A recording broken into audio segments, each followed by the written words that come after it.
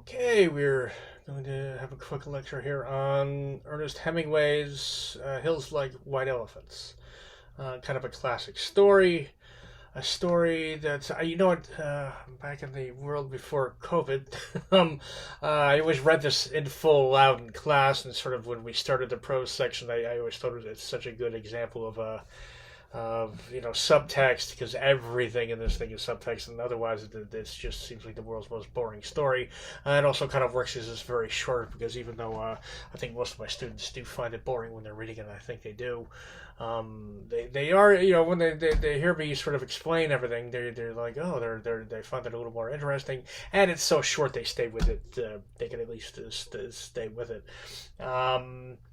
Ernest Hemingway, which we could spend. He's quite a character. You can spend a lot of time on.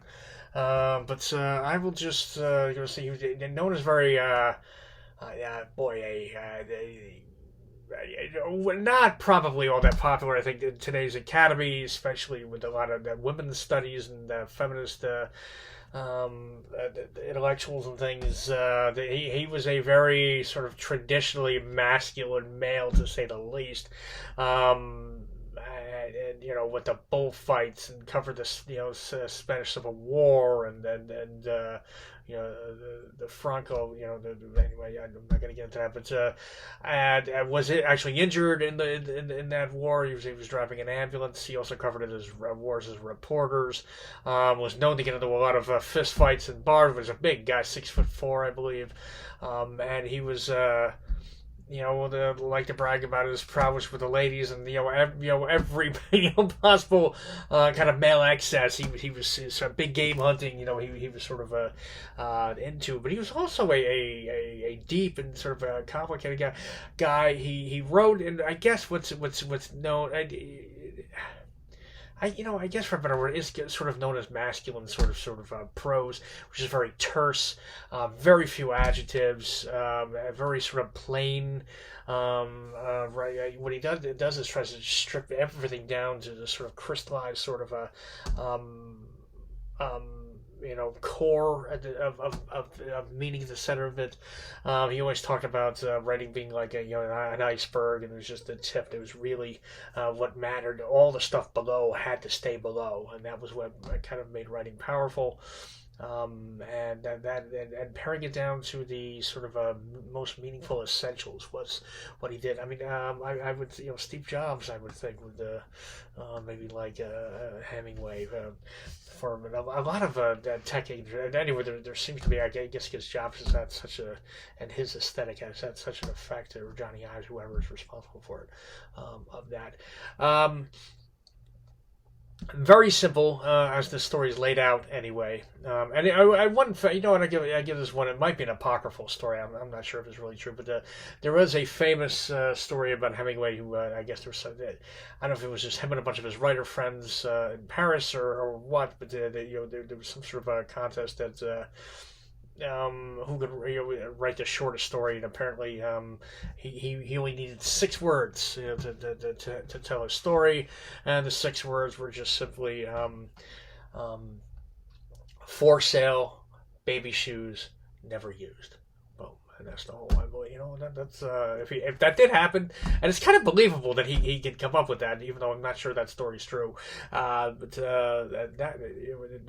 it says a lot about him, and that he could have, and that's a pretty, whoever came up with that's quite a trick. All right, so Hills Like White Elephants, which first we have to know what's really going on here. And sorry, I've lost my place. Oh, here it is. All right. Wasn't too bad. And I'll read this opening paragraph here. The hills across the valley of the Ebro were long and white. On this side there was no shade and no trees, and the station was between 2 lines of rails in the sun. Close against the side of the station, there was the warm shadow of the building, and a curtain made of strings of bamboo beads hung across the open door into the bar to keep out the flies. The American and the girl with him sat at a table in the shade outside the building. It was very hot, and the express from Barcelona would come in 40 minutes and stopped at this junction for 2 minutes and went on to Madrid. So they are. And again, you see that sort of plain sort of prose. And, often used, by the way, in like sort of noir writers, right? So like Private Dick story, although they can sometimes get a little flowery with the adjectives, about the women's long gams and things. But definitely that's where you would see it most. Often, one of the better examples of a Hemingway-inspired writer, Raymond Carver in American Literature Review, maybe the most obvious example, but there was, I can't remember the writer's name, so I'm not gonna go get lost back there looking for it. But the guy who wrote the original First Blood novel, famously Rambo in the movies, that wrote very much in that kind of voice. But anyway, what we have here, again, this is going to be very simple, and it's just going to be a conversation. Most of this is going to be dialogue, and there will be a little bit more exposition, but not a whole lot. And it's just going to be them talking, and he wants her. He's talking about an operation he wants her to have, and she's getting increasing. You can tell there's definitely some tension there, and it sort of ends, and you're not sure. He brings the bags to the other side, and it's kind of very much left unclear whether they're taking the train to Madrid, or whether they're crossing and going where I think they came back from, and I'm not even 100% sure that's specifically laid out, which is Barcelona. So you need to know a few things. First, there was a lot of hints there in that opening paragraph as to what's between two rails in the sun, and basically you have one side where you look and it's dry and brown and arid, and on the other side it's green and there's a river running through it, and then again everything's sort of fertile and beautiful and growing there. And the other side, everything seems to be sort of arid and dry and sort of dying or dead. At some point you need to figure out what this operation is. Look, these are a young man and woman who've been traveling Europe together, having a good time of it, and staying out a bit late at night, doing a lot of drinking, a lot of partying, and they are, she got pregnant is what happened. And this operation he's talking about is an abortion. Which she's a bit upset about, and he keeps saying to her, I only want you to do it if you want to do it, and then he just keeps bringing it up. He's being very manipulative, really, and he says things, he goes, it's really nothing. She's like, oh, I'm sure it's nothing, and he's like, he keeps saying, he goes, but it's true, they just, they go in and let the air in, whatever the hell that means, and he's like, I know lots of people that have done it, and she says back to him, and she is definitely matching wits with him. She certainly isn't overmatched. This isn't some, she's kind of going back at him. This is not a woman who's intimidated, at least intellectually, by this guy. And he's like, I know a lot of people that have done it. And she's like, yeah. And then he's saying to her, he's like, it's the only thing. He goes, I only want to be with you. I only want to love you. And again, using flattery in a very obviously, crudely sort of manipulative way, and you can see it's getting to her. In her, so you can kind of even feel the tone of her voice, and eventually the words themselves. And he's like, I know a lot. He was like, she's like, we'll be fine, just like before. He goes, we'll be fine. It's the only thing that bothers us. He goes, I know lots of people that have done it. And she was like, yeah, me too. And afterwards, they were all just fine. Saying it sort of, sarcastically. Anyway, and they keep. She was like, but what? And she wants to have it. You can tell she wants to have this baby. And you know what? They've been doing their thing, being young and partying and going out and staying out too late. And now this happened, and okay, maybe she would have waited, but now she wants to, have the baby and isn't that why we're seeing each other? To eventually, have this courtship and eventually, be together and raise a family. That I think is her, and he does not really want to have the responsibilities of bearing a child yet. And men are often, right, and I think are really probably more naturally, not all. Again, I know I'm speaking in generality here, but they are often. Listen, it's a lot less expensive for men to have children than for a woman, right? that is a lot on a woman's body that she cannot. She needs to, and especially the further back in history you go, maybe not so much now, but would need support. It's hard to work, and again, maybe in modern day America, maybe not so much, but.